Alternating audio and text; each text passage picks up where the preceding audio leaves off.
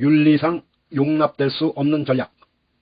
민주주의 시대에 국가기관이 택할 수 있는 최악의 전략은 확대 전략이며, 이 중 더 나쁜 일은 개인의 출세를 위해 조직을 이용하는 것이다.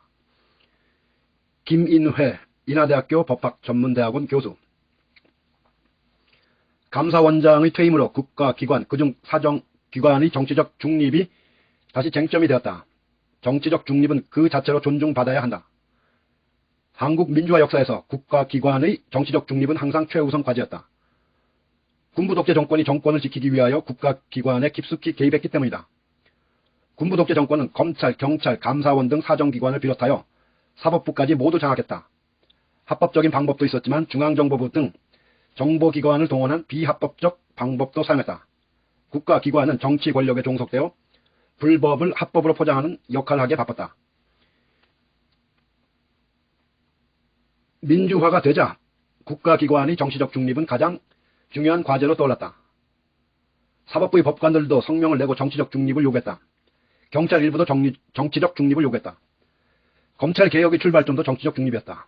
민주화 이후 정치 권력의 국가기관 장악은 사라졌고 국가기관들은 정상을 찾아가기 시작했다. 하지만 정치적 중립을 둘러싼 진실은 그리 간단하지 않다. 정치적 중립을 둘러싼 표면적인 공식은 정치 권력 가해자, 국가기관 피해자다. 그렇지만 현실은 이론보다 훨씬 복잡한 법이다. 국가기관은 일방적인 피해자가 아니었다.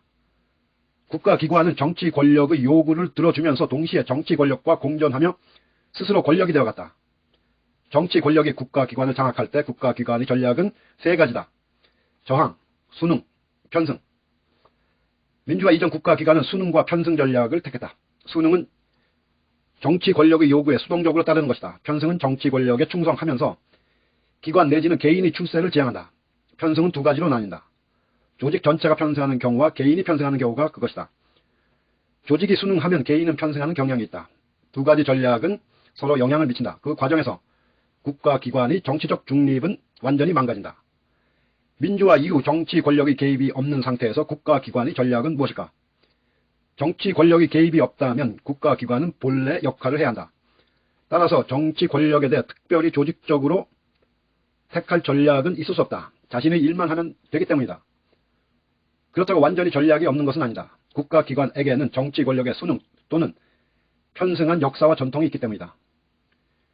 민주주의 시대에 국가기관은 혁신, 현상유지, 확대라는 세 가지 전략을 택할 수 있다.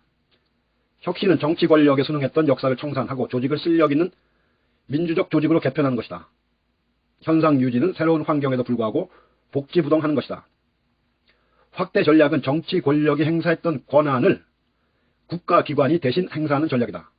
확대 전략은 조직 이기주의가 출발점이다. 확대 전략은 편승 전략과 같이 조직의 확대와 개인의 출세로 나뉜다. 감사원장 퇴임은 어느 경우에 해당할까? 민주주의 시대의 국가기관은 혁신 전략을 선택해야 한다. 정치 권력에 순응했던 역사와 전통을 청산하고 자율성을 높여야 한다.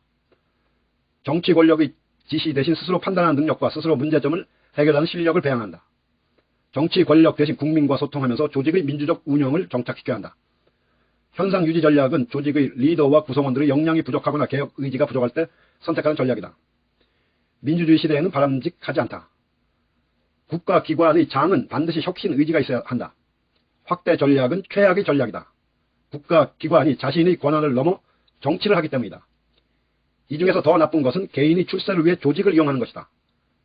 정치 권력이 간섭하지 않아 생기는 공백을 이용해 조직을 정치적으로 타락시키고 개인이 출세하는 것은 윤리상 용납될 수 없다. 이번 감사원장 퇴임은 어느 경우에 해당할까? 헌법에서 임기를 정할 정도로 감사원장의 정치적 중립은 중요하다. 감사원장의 개인의 확대 전략이라면 개인에게도 국가에게도 좋지 않은 일이다. 퇴임 이후 행보로 우려를 씻어주기를 기대한다. 감사원장.